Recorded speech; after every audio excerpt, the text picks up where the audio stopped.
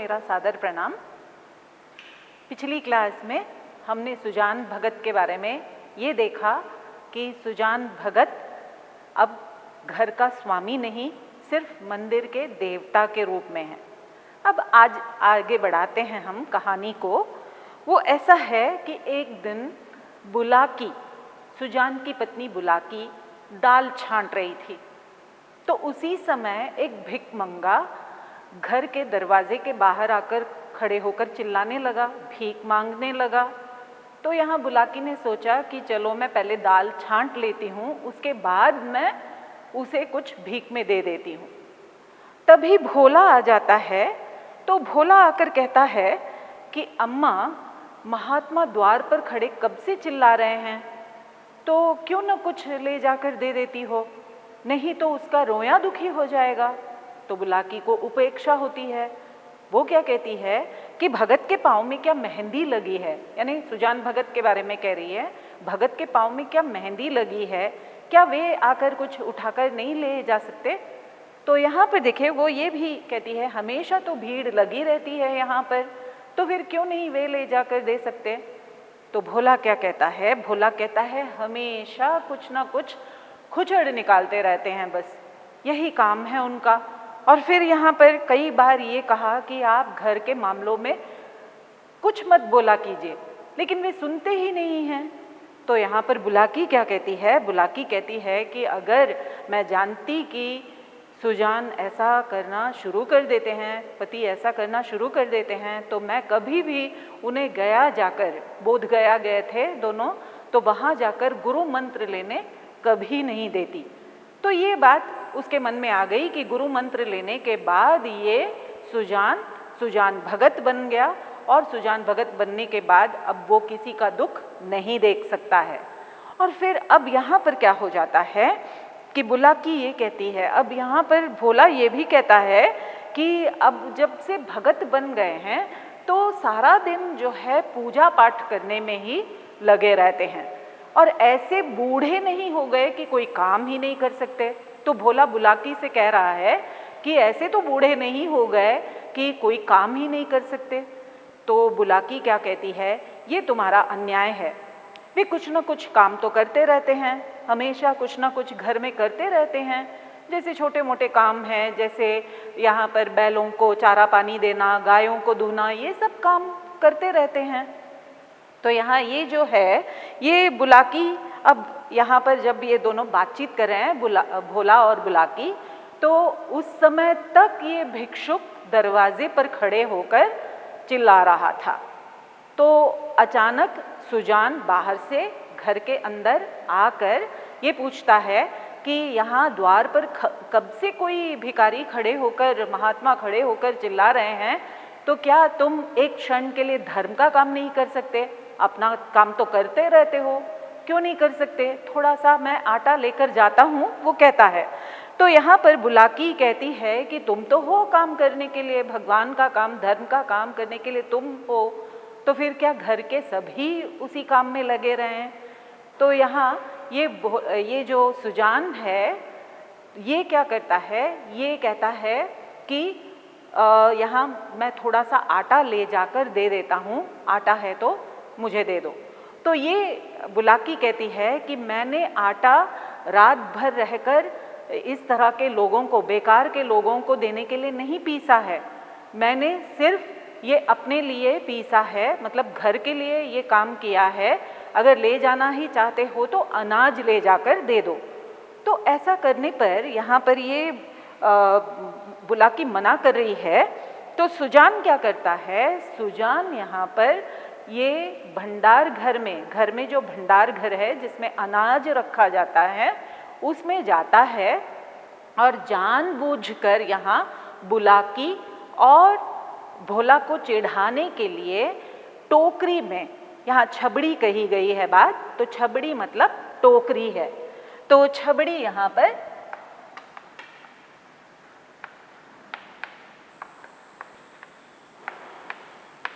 छोटी सी टोकरी में ये ले जाने के लिए क्या करता है, उसमें बहुत सारा अनाज भर देता है। ताकि यहाँ पर दोनों चिढ़ जाए, बुलाकी और भोला। तो ये जब लेकर आता है बाहर तो छबड़ी को इस तरह से पकड़ता है जैसे उसमें बहुत कम अनाज हो, लेकिन उसके हाथ कांप रहे हैं, इस तरह से कांप रहे हैं, और वो जल्दी जल्दी बाहर निकलना चाहता है कि भोला ने उसका हाथ पकड़ लिया और हाथ से वो छबड़ी छीन ली। वो छबड़ी छीन लेता है तो यहाँ सुजान को बुरा लगता है। और फिर यहाँ पर ये भोला क्या कहता है कि ये बेकार का माल नहीं है। अपने पिता से वो कह रहा है ये सेंत का माल, यानी बेकार का माल नहीं है कि तुम लुटाए जा रहे हो। सेंत यानी मुफ्त का या बेकार का, मुफ्त का या बेकार का माल नहीं है कि तुम लुटाने चले हो। तुम्हें क्या मालूम कि कितनी मेहनत से ये अनाज घर में आ रहा है, घर कैसे चल रहा है तुम्हें नहीं मालूम है। तो अपने पिता से वो कह रहा है। तो यहाँ पर देखिए ये भोला ने ये भी कहा कि भीख भीख की तरह दी जाती है, लुटाई नहीं जाती।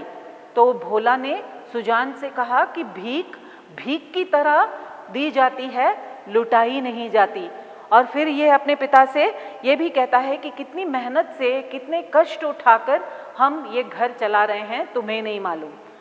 तो इस समय यहाँ पर सुजान ने कोई जवाब नहीं दिया। बिना जवाब दिए, क्योंकि उसे बुरा लगा, और फिर वो जाता है बाहर और भिक्षुक से, भिखमंगे से कहता है कि बाबा अभी किसी का हाथ खाली नहीं है, आप फिर कभी आइए। तो ये कहकर उस भिक्षुक को वहाँ से वो भेज देता है। तो अब यहाँ पर क्या होता है कि ये पेड़ के नीचे अब भोला ने जो किया, भोला ने जो काम किया, इससे यहाँ पर सुजान को बहुत चोट लगी, उसके दिल को चोट लगी। ये सोचा, अब ये पेड़ के नीचे क्या बैठकर सोचता है, देखिए उसने सोचा कि मेरे घर में ये अनादर हो रहा है, मेरा अनादर हो रहा है घर में। और फिर आगे वो क्या कहता है, सोचता है कि मैं अपाहिज नहीं हूँ, मेरे हाथ पैर यहाँ पर थके नहीं हैं, फिर भी मेरा अनादर किया जा रहा है। और फिर आगे क्या सोचता है, मैं तो कुछ ना कुछ काम करता रहता हूँ, फिर भी ये अनादर हो रहा है। उसी ने ये घर बनाया, वो सोच रहा है मैंने ही ये घर बनाया है, मैंने ही ये सारा ऐश्वर्य खड़ा किया है, मैंने ये गृहस्थी खड़ी की है, तो फिर भी मेरे साथ ऐसा अनर्थ, मेरे साथ ऐसा अन्याय इस तरह से किया जा रहा है। और फिर इस बात का बुरा लग रहा है कि भोला ने उसके हाथ से छबड़ी या टोकरी छीन ली थी। और फिर यहाँ पर वो क्या सोचता है, क्या अब इस घर पर मेरा कोई अधिकार नहीं है, कोई अधिकार नहीं रहा मेरा। और आगे क्या सोचता है कि क्या मैं घर का कुत्ता हो गया हूँ, घर के बाहर खड़े रहने वाले कुत्ते की तरह हो गया हूँ, वहाँ पड़े रहो और घर वाले जो कुछ मुझे दें मैं उसे खाकर वहीं पड़ा रहूं। क्या ऐसी मेरी जिंदगी हो गई है, इस तरह का अनादर मेरा हो रहा है घर में। तो ये पेड़ के नीचे बैठकर सोच रहा है। अब यहाँ पर वो ऐसे घर में नहीं रह सकता, उसने सोचा अब मैं ऐसे घर में नहीं रह सकता जहाँ मेरा अनादर होता है, मुझे कोई अधिकार नहीं मिलता, तो इस तरह के घर में मैं नहीं रह सकता। अब ये छोटा बेटा भी है सुजान का, उसका नाम है शंकर। तो बड़े बेटे का नाम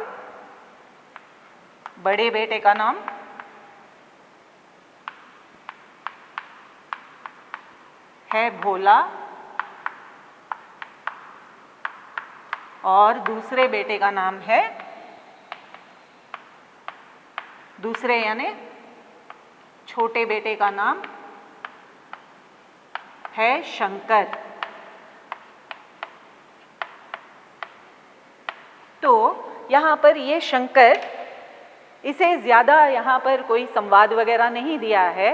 वो हुक्का पीने के लिए सुजान के लिए कुछ नारियल भरकर ले आता है, मतलब चिलम भरकर लाता है, और ये चिलम नहीं पीता है, सुजान नहीं पीता है, क्योंकि उसे बुरा लगा था कि भोला ने उसके हाथ से अनाज की वो टोकरी छीन ली थी, क्योंकि उसे लगा कि मेरा अधिकार इसने छीन लिया है। अब यहाँ भोजन बनाने के बाद यहाँ पर भोला बुलाने के लिए आता है सुजान को। तो सुजान को जब बुलाने के लिए आया तो तब भी भूख नहीं है कहकर सुजान ने मना कर दिया, वो भोजन करने के लिए नहीं जाता है भोला के बुलाने पर भी। उसके बाद स्वयं बुलाकी आ जाती है सुजान को बुलाने के लिए। तो सुजान को बुलाने के लिए जब बुलाकी आती है तो यहाँ सबसे अधिक क्रोध, सबसे अधिक गुस्सा बुलाकी पर ही था सुजान का। क्यों? क्योंकि यहाँ वो सोचता है कि मैंने ये गृहस्थी, ये घर इतनी मेहनत करके मैंने खड़ी की है, ये घर खड़ा किया है, तो फिर इसे तो मालूम है सब कुछ, ये तो मेरे साथ बहुत सालों से रह रही है, तो फिर इसने अपना मुंह नहीं खोला। बेटा जब मेरे हाथ से छबड़ी छीन रहा था, भोला जब मेरे हाथ से छबड़ी छीन रहा था, तो बुलाकी ने बिल्कुल भी मुंह खोलकर उसका विरोध नहीं किया। तो इस बात का गुस्सा था। तो वो सोच रहा है कि ये मेरे साथ इतने सालों से रह रही है, ये तो मेरी पत्नी है, और इसने देखा है कि मैंने दिन रात मेहनत करके ये घर गृहस्थी जमाई है।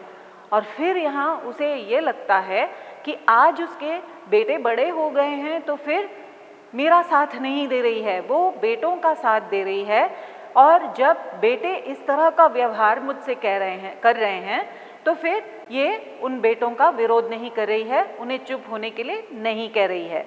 और फिर ये क्या सोचता है, यहाँ पर ये दिन रात मेहनत की है और साथ में यहाँ पर ये भी सोचता है कि यहाँ पर मैं अपने हिस्से का अगर किसी को दे दूं तो इसमें किसी का क्या जाता है, मैं किसी को भी अपने हिस्से का कुछ भी दे सकता हूँ।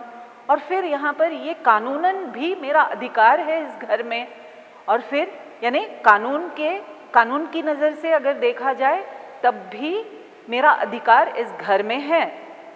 यही नहीं, यहाँ पर वो क्या सोचता है कि मैं इस घर में आग भी लगा दूँ तो कोई कुछ नहीं कह सकता, मैं कुछ भी कर सकता हूँ क्योंकि ये घर और गृहस्थी मेरी बनाई हुई है। और आगे क्या करता है, अब यहाँ पर ये क्या सोचता है, अब मनाने आई है मुझे। अब यहाँ पर भोला ने जब मेरे हाथ से टोकरी छीनी तो बिल्कुल भी वो मनाने नहीं गई, मतलब उसे मना करने नहीं गई। और दूसरी तरफ अब मनाने आई है मुझे भोजन के लिए पुकारने आई है, तो ये आगे क्या सोचता है, आगे सोचता है कि गांव में कोई ऐसी औरत नहीं है जिसे उसके पति ने लात नहीं मारी हो। मतलब गांव की हर औरत को उसके पति ने लात मारी है कम से कम एक बार। और ये क्या सोचता है, मैंने कभी उसे फूलों की छड़ी से तक नहीं छुआ है। और यानी फूलों से भी बनी लकड़ी हो तो बहुत नर्म होती है, मुलायम होता है वो, तो उससे भी मैंने उसे नहीं छुआ है। और यहाँ पर ये क्या सोच रहा है कि मैंने तो अपना सब कुछ यानी तन मन धन सब कुछ, जो कुछ मैंने कमाया है वो सब कुछ मैंने उसके हाथ में दिया, और फिर अब मुझसे ही ये घमंड कर रही है, सब कुछ तो मैंने उसे दिया है लेकिन यहाँ वो मुझे से घमंड कर रही है। तो ऐसा सोचकर इसे बहुत गुस्सा आ रहा है बुलाकी पर कि बुलाकी ने भोला का विरोध नहीं किया, उसे रोका नहीं इस तरह से बात करते हुए। और फिर यहाँ पर ये सोचता है कि अब बेटे ही इसे प्यारे हो गए हैं और मैं पराया हो गया हूँ, बेटे प्यारे हो गए और मैं पराया, और फिर मैं बाहर का आदमी बन गया हूँ। फिर यहाँ पर देखिए वो क्या सोचता है, इसे मेरी कोई परवाह नहीं है, इसे मेरी बिल्कुल भी परवाह नहीं है। लेकिन ये याद करके, पुरानी बात याद करके सोचता है कि जब ये बीमार पड़ी थी तो मैं ही था इसे वैद्य के पास ले जाने वाला, मैं ही इसे उठाकर वैद्य के पास दौड़ा चला गया था। तो ये सब बातें इसे याद नहीं है, सब कुछ आज इसके लिए बेटे हो गए हैं। अब यहाँ पर ये जो है बुलाकी आती है, वो उससे क्या कहता है, बुलाकी को जवाब देता है कि मैं तो बेकार का, क्योंकि वो खाना खाने के लिए बुला रही है, तो बुलाकी से वो कहता है, जवाब देता है कि मैं तो बेकार का आदमी हूँ, मुझे क्यों खिलाकर तुम अनाज को खराब कर रही हो, अपने बेटों को ही दे दो, वो दूसरी बार खा लेंगे।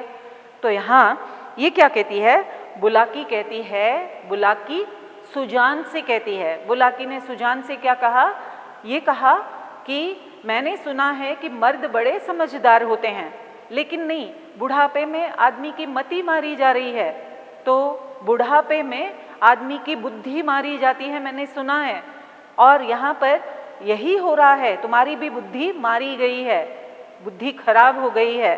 और फिर वो कहता है, कह रही है बुलाकी कि भोला ने वैसे तुमसे क्या कह दिया था, कुछ ज़्यादा तो नहीं कहा था।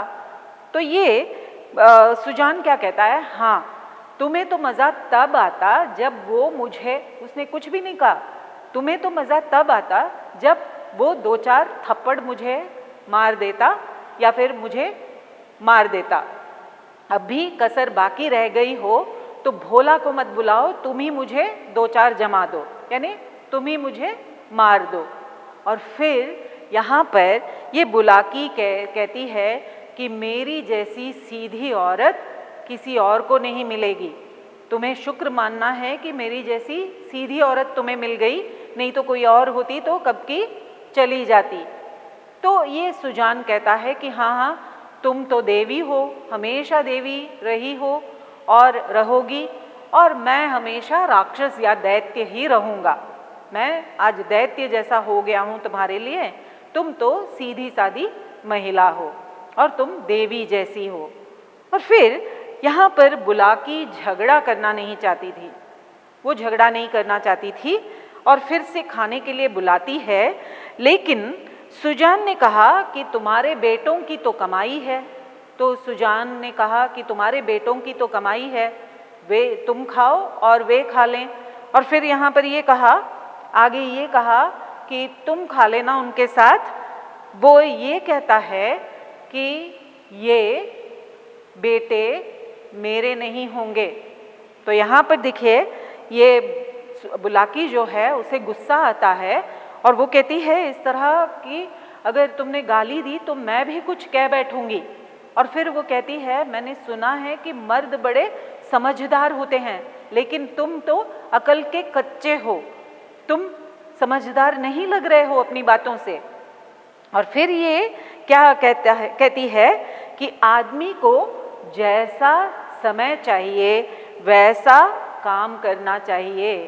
तो यहाँ देखिए, बुलाकी सुजान से कहती है कि आदमी को चाहिए कि जैसा समय देखे वैसा काम करे, मतलब समय के अनुसार बदलना चाहिए। वो कह रही है, अपने पति से कह रही है। और फिर अब माता पिता केवल नाम के मालिक होने चाहिए। और फिर वो कहती है, मैं तो ये बात समझ गई कि माता पिता को सिर्फ नाम का मालिक होना चाहिए, और मैं जब समझ गई तो तुम क्यों नहीं समझ रहे हो, तुम्हें भी समझना चाहिए कि हमें सिर्फ नाम के मालिक रहना चाहिए। और फिर ये जो ये कह रही है कि जो कमाता है उसी का राज रहता है। तो यहाँ वो कहती है कि जो कमाता है, यानी घर में जो कमाता है, कहीं भी परिवार में जो कमाता है उसी का राज होता है। तो बुलाकी सुजान से ये बात कह रही है। और फिर सुजान को अब जो है बेटों का कहना मानना है। वो कह रही है कि तुम्हें अब बेटों का कहना मानना चाहिए। यही नहीं, वो आगे ये भी कहती है, सुजान से बुलाकी कहती है कि तुम आधी रोटी खाओ, भगवान का भजन करो और पड़े रहो। तो आधी रोटी खाओ, यानी बच्चों के साथ, बच्चे बड़े हो गए हैं तो वे मालिक हो गए हैं, उनका अधिकार चलेगा अभी घर में। और फिर यहाँ पर वो कह रही है, आधी रोटी खाओ, भगवान का भजन करो और पड़े रहो, हमारा काम बस इतना ही होना चाहिए।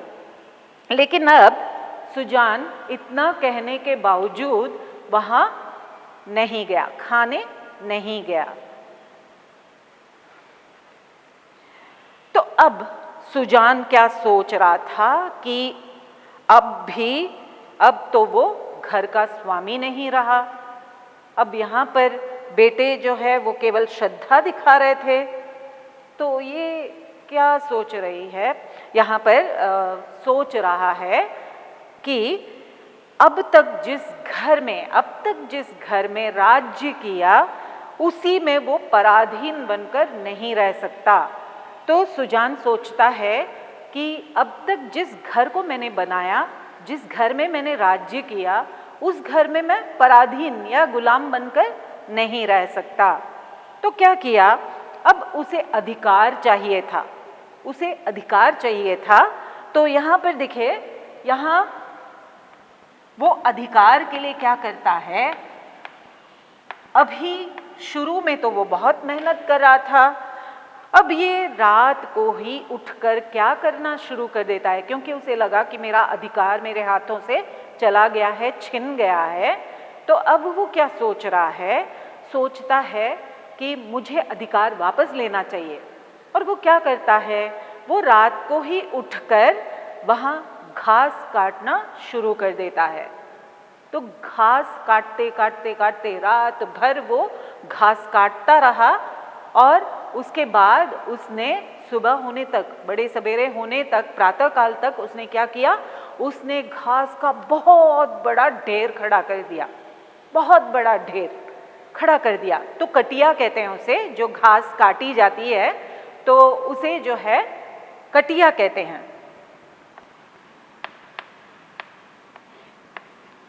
तो ये कटिया खड़ी कर दी उसने, तो कटिया का ढेर खड़ा कर दिया उसने। और सुबह सुबह उठी बुलाकी, और बुलाकी ने देखा, कटिया का ढेर देखा, तो वो हैरान हो गई, दंग रह गई कि ये क्या है, किसने ये घास काटी है। तो यहाँ पर वो सोचती है कि भोला ने ये घास काटी होगी। सोचती है कि ये लड़का जो है मेरा कहना नहीं मान रहा है, अपने स्वास्थ्य का ध्यान नहीं रख रहा है, रात भर बैठकर घास काटी है उसने। तो यहाँ पर वो जब सुजान से ये बात कहती है तो सुजान भी उसमें जैसे हाँ कहता है। वो ये नहीं बताता कि उसने काटी है, क्योंकि अभी तक भोला और शंकर दोनों घास काटते थे, लेकिन जितना सुजान ने घास काटकर कटिया का ढेर खड़ा किया है उतना दोनों ने मिलकर कभी काटा नहीं है। तो यहाँ पर इसने मेहनत की। और फिर उसके बाद ये बुलाकी जो है जब देख रही है कटिया के ढेर को, तो उसी समय भोला जो है अपनी नींद से उठकर आता है और वो भी देखता है। तो देखकर जो है यहाँ पर वो पूछता है, क्या शंकर ने ये सब रात भर बैठकर काटी है घास? तो यहाँ पर बुलाकी कहती है, मैंने तो सोचा था कि तुमने काटी होगी ये घास। तो वो कहता है, नहीं, मैं दिन भर मेहनत कर सकता हूँ, मैं कभी सुबह नहीं उठ सकता, दिन भर मेहनत कर सकता हूँ, देर रात को बैठकर या सुबह सुबह उठकर मैं कभी घास नहीं काट सकता। और फिर यहाँ पर उन्हें ये भी पता था कि शंकर सो रहा है। फिर अचानक उनके दिमाग में ये बात आई, बुलाकी को लगा कि ये सुजान ने ही काटी है, घास काटी और उसका ढेर खड़ा किया है। तो फिर यहाँ पर ये क्या देखते हैं, जैसे ये बात कर रहे हैं, अब यहाँ पर ये देख रहे हैं कि सुजान सुबह सुबह, अभी बाकी लोगों का कोई भी काम नहीं हुआ है, सुबह सुबह वो बैलों को लेकर खेतों की ओर जा रहा है। तो यहाँ सुजान जो है ये भोला जो है अभी पछता रहा है, अपने पिता को जाते हुए देख रहा है कि हाँ, पिताजी जा रहे हैं, दादा जा रहे हैं खेतों की ओर। तो ये पिछले दिन की बात के लिए पछता रहा है। ये सोच रहा है, मुझसे कल बहुत बड़ी भूल हो गई। कौन सी भूल हुई? यहाँ पर उसने वो छबड़ी या टोकरी छीन ली थी, तो ये उसे पछतावा हो रहा है। वो रिपेंट कर रहा है कि क्यों मैंने उनके हाथ से, पिताजी के हाथ से वो छबड़ी छीन ली और उनसे क्यों मैंने इस तरह की बात की। तो यहाँ पर अब क्या हो रहा है, अब ये बुलाकी कहती है, बुलाकी भोला से कहती है, अपने बेटे भोला से कह रही है, क्रोधी तो सदा के हैं, अब किसी की सुनेंगे थोड़े ही, अब किसी की बात नहीं सुनेंगे, वो क्रोधी हैं, क्रोधी तो सदा के ही हैं, वो अब किसी की बात नहीं सुनेंगे। और फिर यहाँ पर ये जब तक वो सुजान चला जाता है खेतों की तरफ और जब तक बाकी के किसान खेतों की तरफ जाते हैं, वहाँ पहुँचते हैं, भोला भी जाता है, तब तक सुजान ने आधा खेत जो है जोत दिया है, प्लॉ कर दिया है। जोतना मतलब प्लॉइंग।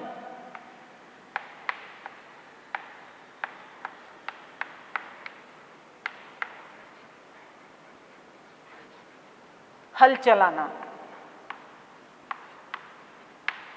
तो हल चला दिया है और फिर यहाँ पर खेतों में काम कर रहा है वो। और यहाँ पर भोला भी चुपचाप, उसे कुछ कहने की हिम्मत नहीं पड़ रही है अपने पिता से, वो भी चुपचाप काम करना शुरू कर देता है। अब इसके बाद क्या होता है, अब ये दोपहर का समय हो गया तो बाकी के किसान भोजन के लिए चले गए, निकल गए, लेकिन सुजान काम करता जा रहा है, काम करता जा रहा है। और दूसरी तरफ ये भोला भूख से व्याकुल है, वो काम रोकना चाहता है लेकिन पिता से कहने की हिम्मत नहीं हो रही है, पिता से कह नहीं पा रहा है, वो भी काम कर रहा है।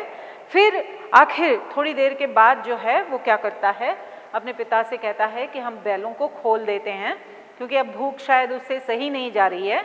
तो वो ये क्या करता है, वो भी यहाँ पर दिखे दोपहर के समय भोला बाकी किसानों की तरफ घर की ओर चला जाता है भोजन के लिए, लेकिन सुजान वहाँ काम करता रहता है, क्योंकि उसके अनुसार यहाँ पर सुजान के अनुसार भोला और शंकर जो खेती कर रहे हैं उससे क्या हो गया है, वहाँ पर जो खेत है वो कटोरी की तरह हो गया है, कह रहा है, यानी तुम लोगों ने ठीक तरह से खेती नहीं की है, क्योंकि ये जो है ईमानदार है किसान, और यहाँ पर वो किसानी करके अपनी मजदूरी करके अपना काम करके यहाँ पर बहुत अच्छी फसल खड़ी करता था, तो उसे बहुत सारे रुपए, उसे बहुत सारी आमदनी मिलती थी। तो यहाँ अब दोपहर के समय जो है केवल सुजान खेतों में काम कर रहा था, और उसके बाद थोड़ी देर के बाद वो भी घर जाता है, और घर जाने के बाद वहाँ पर नहा धोकर वो बैलों को सहलाता है, यानी इस तरह से उसे सहलाता है। और वहाँ पर ये बैल भी जो हैं बहुत खुश हो गए, वो सुजान के कंधों पर अपना सिर रखते हैं, जैसे उन्हें अकथनीय सुख मिल रहा है, जैसे बहुत आनंद मिल रहा है, किन्हें बैलों को जैसे बहुत आनंद, बहुत सुख मिल रहा है यहाँ पर इसके कंधों पर, सुजान के कंधों पर अपना सिर रखकर। तो वो भी जैसे बहुत खुश हो गए कि सुजान ही अब खेती कर रहा है। और दूसरी तरफ यहाँ पर अब क्या होता है, ये भोजन करते ही भोला जो है वो लेटने चला जाता है, क्योंकि वो थोड़ा सा आराम करना चाहता है, क्योंकि उसकी मेहनत, उसे लगा कि वो बहुत मेहनत कर चुका है, तो थोड़ा सा आराम, थोड़ा सा विश्राम करने के लिए वो लेट जाता है।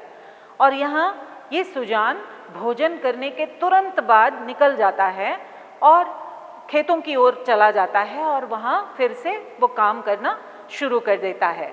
और यहाँ पर ये भोला थका हुआ था, वो नहीं जा पा रहा है।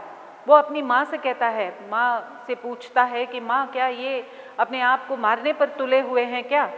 तो वहाँ पर ये जवान आदमी जो है वो यहाँ पर आराम कर रहा है, विश्राम कर रहा है, और उसके पिता जो बूढ़े हो चुके हैं वो यहाँ पर काम करने के लिए चले जा रहे हैं। तो ये बात उसे थोड़ी सी बुरी लग रही है, क्या अपने आप को मारने पर तुले हुए हैं, पूछ रहा है। और फिर यहाँ पर यह है कि जवान आदमी जो है वो कई बातों में अपना समय जो है व्यतीत करता है, तो उसके लिए मनोरंजन के बहुत से साधन होते हैं, मनोरंजन के बहुत से काम होते हैं। कैसे? जैसे यहाँ पर क्या कहें, जैसे बारात आती है तो उसमें नाचने गाने के लिए चले जाते हैं, और दूसरी तरफ यहाँ पर अगर कोई गांव में दंगल हो रहा हो तो दंगल देखने के लिए चले जाते हैं, तो ऐसे काम में उलझ जाते हैं जवान आदमी।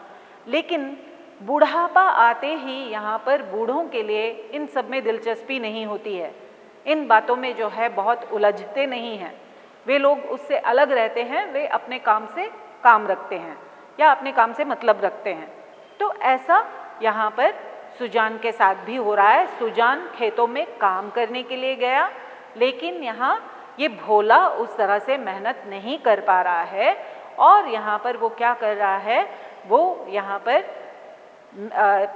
पर विश्राम कर रहा है, वो आराम कर रहा है, वो अपने पिता की तरह दौड़ कर जाकर काम नहीं कर पा रहा है, क्योंकि उसे यहाँ पर आसानी से ये घर गृहस्थी मिल गई थी, उसकी मेहनत से नहीं, क्योंकि सुजान ने मेहनत की है और उसने ये घर खड़ा किया है, उसने ये गृहस्थी बनाई है, और दूसरी तरफ भोला को और शंकर को ये सब बना बनाया सुजान से मिल गया था, तो वो उतनी मेहनत नहीं कर रहे हैं, तो अब भी वो उतनी मेहनत नहीं कर पा रहे हैं। और फिर यहाँ पर भोला को यहाँ पर लगता है कि पिताजी की तरह मेहनत मैं नहीं कर सकता, और अपनी माँ से यही बात कहता है वो कि मैं इस तरह से उठकर जाकर मेहनत नहीं कर सकता, इस तरह से मैं अपने आप को इस काम में पूरी तरह से उलझा नहीं सकता। अब सुजान भगत के इस नए उत्साह को देखकर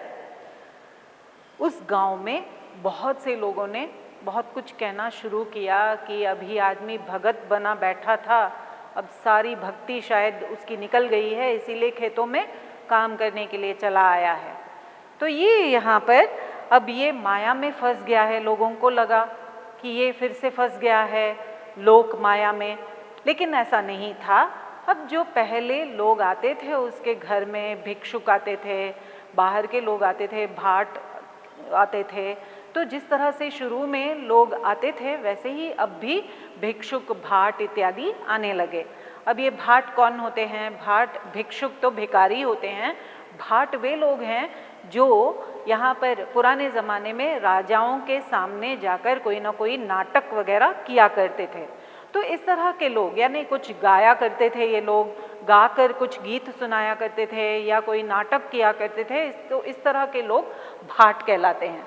तो ऐसे लोग सुजान के घर के बाहर आकर कुछ ना कुछ लेकर जाते थे। उसकी भक्ति तो अब भी बरकरार है, अब भी है वैसे ही। और अब यहाँ पर उसकी खेती, जो खेती वो कर रहा था, उसमें जैसे सोना निकल कर आने लगा, तो सोना उगलने लगा, मतलब क्या है, बहुत अच्छी फसल खड़ी होने लगी। तो कैसे, यहाँ पर पहले जो है उसकी बखारी में, बखारी यानी जो ग्रैनरी है या जो यहाँ पर गोडाउन कह सकते हैं, उसमें अनाज रखने की जगह नहीं मिल रही है। अब अनाज रखने के लिए जगह नहीं मिल रही है, क्योंकि पहले जो है जहाँ पर 5 मन मुश्किल से मिलता था, तो 5 मन मतलब कितना है, 5 मन यानी 200 केजी।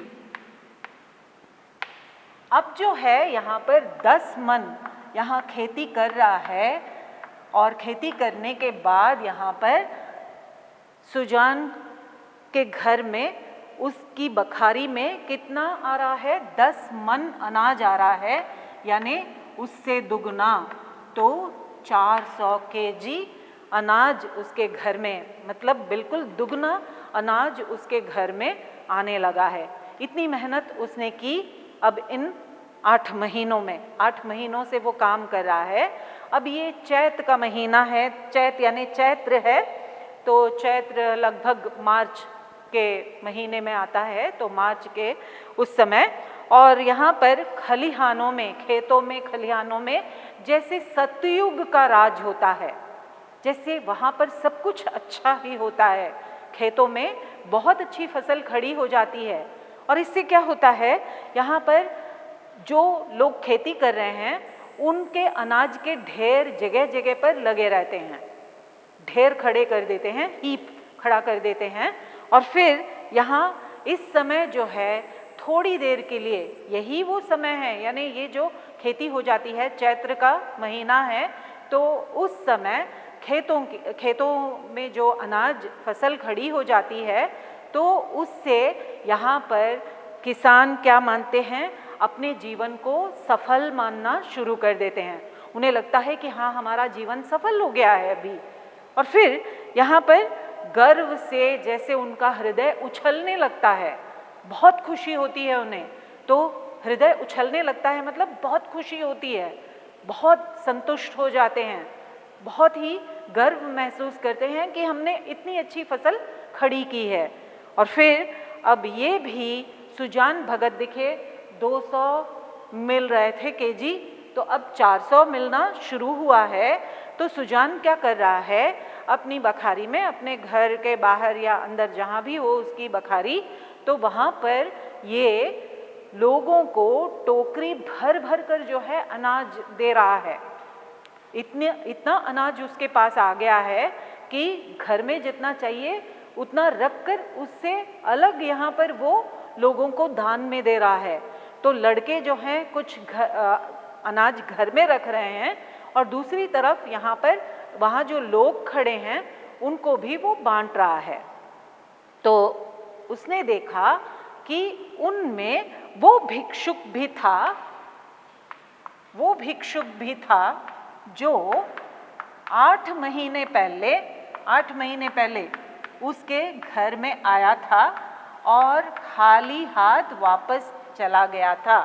8 महीने पहले जो भिक्षुक उसके घर में आया था और खाली हाथ वापस चला गया था, उसे वो पहचान लेता है और उससे पूछता है कि क्यों बाबा, आज कहाँ कहाँ जाकर आए? तो उस भिक्षुक ने कहा, कहीं नहीं, पहले तुम्हारे पास ही आया हूँ, सबसे पहले तुम्हारे पास ही आ गया हूँ। तो ये सुजान क्या कहता है, सुजान भगत, अच्छा तुम्हारे सामने ये ढेर है, तुम्हें जितना चाहिए तुम उठा लो, यानी अनाज का ढेर पड़ा है, तुम्हें जितना चाहिए इसमें से उठा लो। तो ये जो भिक्षुक है उसने कुछ देर तक, यहाँ पर थोड़ा सा गुस्सा भी है क्योंकि 8 महीने पहले वो खाली हाथ वापस लौट गया था, तो कुछ क्षुब्ध नेत्रों से वो ढेर को देखता है और कहता है, जितना अपने हाथ से तुम उठाकर दोगे तो उतना ही मैं ले जाऊंगा, उतना ही लूंगा मैं।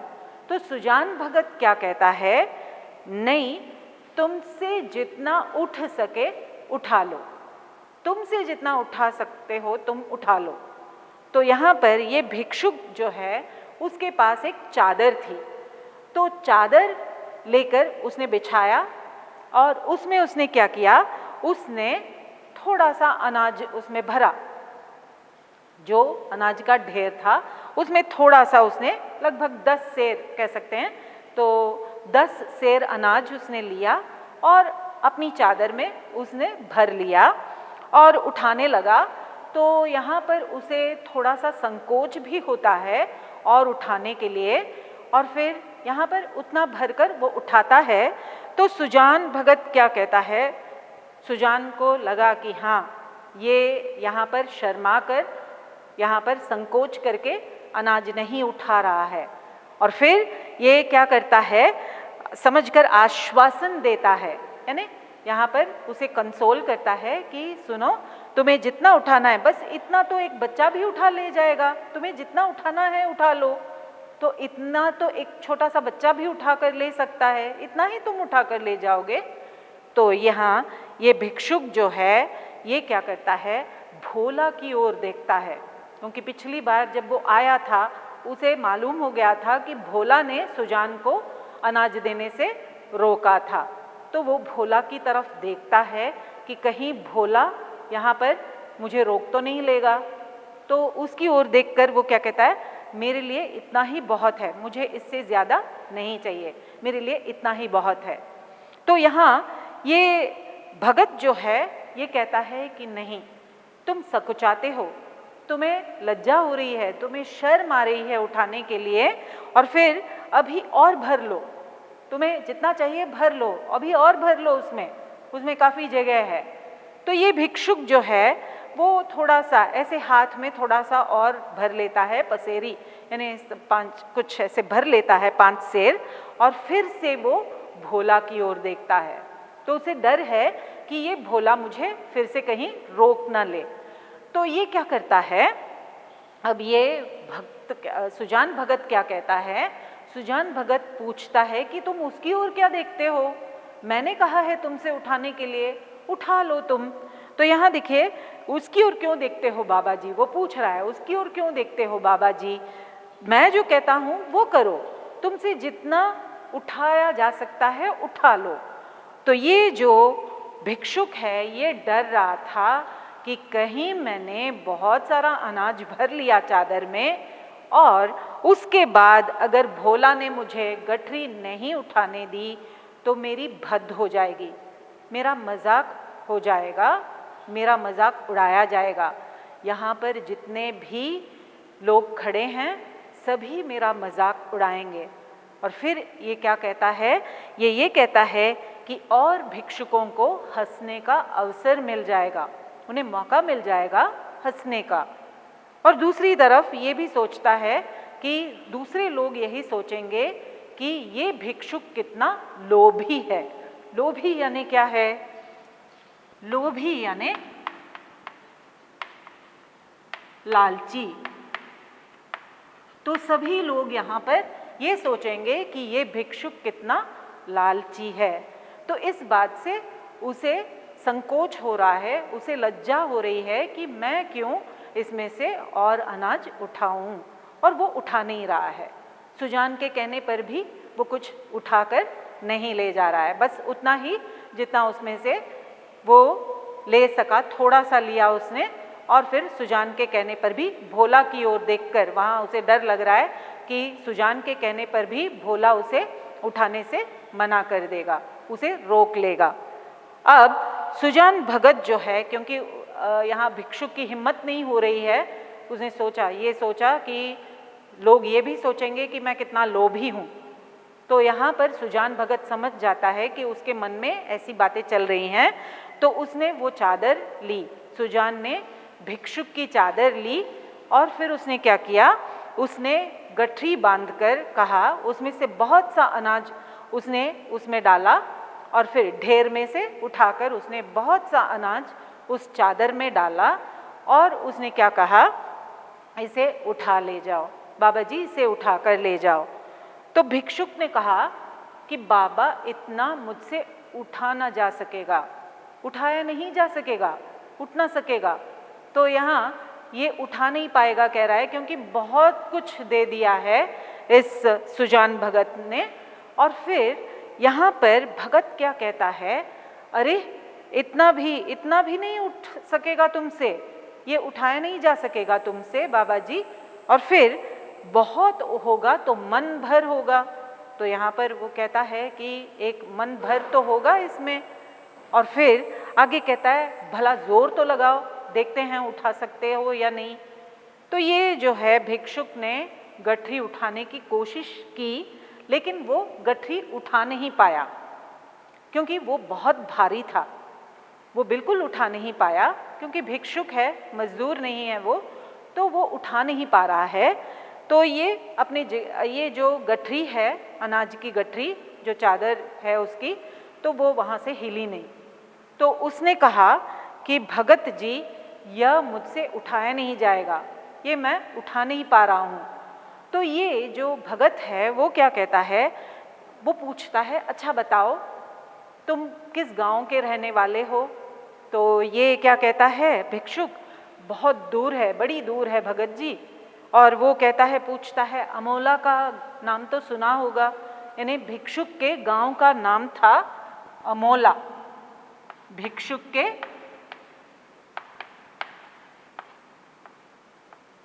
गांव का नाम था अमोला, और वहां से वो बहुत दूर है।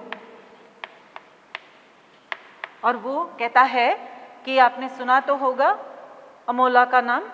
तो ये क्या कहता है, ये सुजान भगत जो है कहता है कि अच्छा चलो तुम आगे आगे चलो, रास्ता दिखाओ मुझे, मैं ये गठरी उठाकर तुम्हारे पीछे पीछे चलता हूँ। तो यहाँ पर सुजान भगत इतना विनम्र है, उसकी विनम्रता पहले भी देखी गई है, अब वो यहाँ पर इस भिक्षुक को संतुष्ट करना चाहता है इस तरह से उसकी मदद करके। क्योंकि पहले जब वो आया था 8 महीने पहले, तो उस समय उसके हाथ खाली थे, वो खाली हाथ ही लौट गया था। तो उसका जैसे पश्चाताप कर रहा है, भिक्षुक को जैसे वो संतुष्ट कर रहा है कि हाँ, मैं तुम्हें इतना अनाज देना चाहता हूँ, इसे उठाकर ले जाओ। लेकिन जब भिक्षुक उठा नहीं पा रहा है तो वो स्वयं यहाँ पर उसके साथ जाने के लिए तैयार हो गया है। और फिर उसके बाद यहाँ पर ये कहकर वो गठरी उठा लेता है, जोर से गठरी उठाता है और भिक्षुक के पीछे पीछे वो चलना शुरू कर देता है। और फिर देखने वाले जो हैं, भगत का ये रूप जो है पहली बार जैसे देख रहे हैं, हैरान हो गए कि ये क्या, ये बूढ़ा आदमी इतनी मेहनत कर रहा है और ऊपर से ये इतना बड़ा बोझ भी उठा रहा है। तो ये लोगों को बहुत हैरानी हुई, आश्चर्य हो रहा है कि भगत इतना काम कर सकता है, इतनी बड़ी गठरी उठा सकता है। और यहाँ ये मालूम नहीं था कि भगत पर इस समय जो है कौन सा नशा चढ़ा हुआ था। किसी को पता नहीं था कि किस तरह का नशा इस पर, यानी उसने कोई नशा नहीं किया है, लेकिन यहाँ पर वो भिक्षुक को संतुष्ट करना चाहता था। और यही नहीं, यहाँ पर 8 महीने से जो परिश्रम कर रहा है, बिना रुके जो परिश्रम कर रहा है, उसका फल उसे आज मिला है। इतना अनाज उसके सामने उसी की वजह से है। और फिर यहाँ पर वो आज उसने अपना खोया हुआ अधिकार वापस पा लिया है। जो उसने अधिकार खो दिया था, आज उसने वापस पा लिया है। और फिर यहाँ पर वो बहुत खुश है। और ये यहाँ पर वो तलवार, यहाँ एक उदाहरण प्रेमचंद जी दे रहे हैं, कहते हैं कि वो तलवार जो केले को तक नहीं काट सकती थी, आज सान पर चढ़ने के बाद लोहे को भी काट सकती है। तो यहाँ पर ये कहना चाह रहे हैं कि तलवार तो हमेशा युद्ध में इस्तेमाल करते हैं, प्रयोग में लाते हैं। और फिर यहाँ इनका कहना है कि वो तलवार जो केले को नहीं काट सकती थी, मतलब इतना ब्लंट, यानी उसकी धार तेज नहीं थी उस समय, और यहाँ पर वो वही तलवार सान पर चढ़ चुकी है। सान यानी जो शार्पन करते हैं, धार तेज करते हैं चाकू वगैरह, तो उस मशीन को कहते हैं सान। और यहाँ पर उस पर चढ़कर ये लोहे को भी काटने के लिए तैयार हो गई है। मतलब क्या है, यहाँ पर ये सुजान जिसके हाथ में कोई अधिकार नहीं था, उसने आज मेहनत से वही अधिकार जिसका उसे पहले उसका अधिकार था, वही अधिकार आज उसे फिर से मिल गया है। तो मेहनत के कारण, उस परिश्रम के कारण उसे फिर से वही अधिकार प्राप्त हो गया है, मिल गया है। और फिर यहाँ पर वे कहते हैं जिसमें लाग नहीं होती, लाग यानी डेडिकेशन, वो जो सिंसियरिटी होती है काम करने में, तो जिसमें लाग नहीं होती है, तो वहाँ पर, क्योंकि लाग बहुत महत्व की चीज़ है, जो डेडिकेशन, हम लोग काम कर रहे हैं, ईमानदारी से काम करनी चाहिए। तो काम कर रहे हैं हम लोग, तो जहाँ हम लोग काम कर रहे हैं तो हमें ईमानदारी से काम करना चाहिए। और दूसरी तरफ यहाँ पर ये कह रहे हैं मानव जीवन में लाग बहुत महत्व की वस्तु है, बहुत बड़ा महत्व है उसका। और जिसमें लाग है वो बूढ़ा होकर भी जवान ही कहलाता है। तो बूढ़ा हो जाने के बाद भी अगर किसी व्यक्ति में डेडिकेशन हो, काम करने की लगन हो, तो भी वो जवान ही कहलाता है। और जो व्यक्ति जवान है और उसमें लाग नहीं है, उसमें वो डेडिकेशन नहीं है, लगन नहीं है और गैरत नहीं है, तो वहाँ पर गैरत यानी क्या है, सेल्फ रेस्पेक्ट, आत्मसम्मान नहीं है। गैरत यानी आत्मसम्मान, तो वो भी होना चाहिए। तो वो आदमी जवान होने के बावजूद मरे हुए आदमी के समान है, मृतक के समान है। और यहाँ पर ये सुजान भगत में वो लाग थी, वो मेहनत उसने की, जिसके कारण उसे अभी वो अधिकार फिर से मिल गया है। और फिर यहाँ पर उसी ने उसे ये अमानुषीय बल भी दे दिया है। अब वो भिक्षुक का वो बोझ उठाकर जा रहा है, तो ये किसी मनुष्य का बल नहीं है, ये अमानुषीय बल उसे मिला है इसी लगन की वजह से। और दूसरी तरफ ये कह रहे हैं, चलते समय उसने क्या किया, उसने भोला की ओर देखा, और भोला की ओर देखकर उसने क्या कहा, उसने कहा ये भाट और भिक्षुक खड़े हैं, कोई खाली हाथ न जाने पाए। सभी को, यानी सभी भिक्षुकों को, सभी भाटों को यहाँ कुछ ना कुछ देकर ही छोड़ना चाहिए, मतलब कोई खाली हाथ नहीं जाना चाहिए। क्योंकि यहाँ पर भोला ने पहले क्या किया था, भिक्षुक को देने से मना किया था, भिक्षुक को भिक्षा देने से या भिक्षुक को कुछ दान में देने से उसने मना किया था। अब ये भोला जब सुन रहा है अपने पिता को, देख रहा है अपने पिता को इस तरह से काम करते हुए, मेहनत करते हुए, तो अपने आप ही उसका सिर झुक जाता है, वो सिर झुकाकर खड़ा है। अब क्यों? क्योंकि अब उसे लग रहा है, क्योंकि उसे अब कुछ बोलने का हौसला नहीं हो रहा है, बोलने की हिम्मत नहीं हो रही है। क्यों? क्योंकि अब उसके बूढ़े पिता ने उसे हरा दिया है। क्योंकि यहाँ पर पहले उससे कोई भूल हो गई, उसने मान ली है ये भूल, उसने कहा अपनी माँ से कि मुझसे कल बड़ी भूल हुई, और अब उसे लग रहा है कि उस भूल की वजह से ही पिताजी इस तरह से मेहनत करके मुझे हरा रहे हैं। और यहाँ पर उसे लगा कि मेरे पिताजी ने, मेरे बूढ़े पिताजी ने मुझे हरा दिया है। तो इस कहानी से हमें क्या सीख मिलती है? कहानी से हमें सीख ये मिलती है कि अगर हम कड़ी मेहनत करेंगे तो उसका हमें बड़ा अच्छा फल भी मिलेगा। तो कड़ी मेहनत करके, कड़ी मेहनत कर रहे हैं हम, कोई भी हो अपने जीवन में। अब सुजान की कहानी से, कहानी के उदाहरण से यहाँ पर प्रेमचंद जी ने ये बताया है हमें कि कड़ी मेहनत करो और उसका बहुत अच्छा फल पाओ। तो ये फल क्या है? हमें इससे लोगों के बीच गौरव मिलता है, सम्मान, मान सम्मान मिलता है। तो ये सब कुछ जो है यहाँ पर कड़ी मेहनत की वजह से ही मिलता है। जो यहाँ पर आलसी होगा उसे कुछ भी प्राप्त नहीं होगा, उसे कुछ भी हाथ नहीं लगेगा।